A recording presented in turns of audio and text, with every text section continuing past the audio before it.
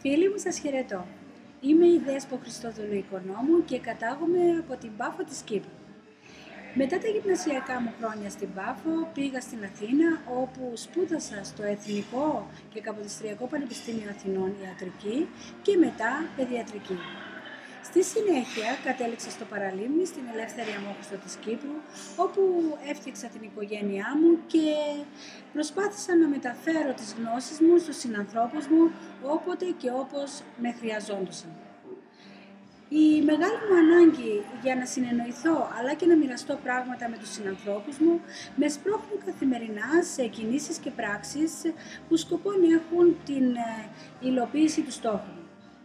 Πιστεύω ότι η επικοινωνία και η δημοσιογραφία είναι ένας δρόμος προς την αλήθεια και όποιος με σεβασμό την ακολουθεί μπορεί να διανύσει μέσα σε σύντομο χρόνο μεγάλες αποστάσεις μέσα σε αυτό το πλαίσιο που λέγεται παγκοσμιοποίηση. Γι' αυτό και εγώ είμαι σήμερα εδώ, σε αυτό το χώρο. Καλή συνέχεια σε όλους μας.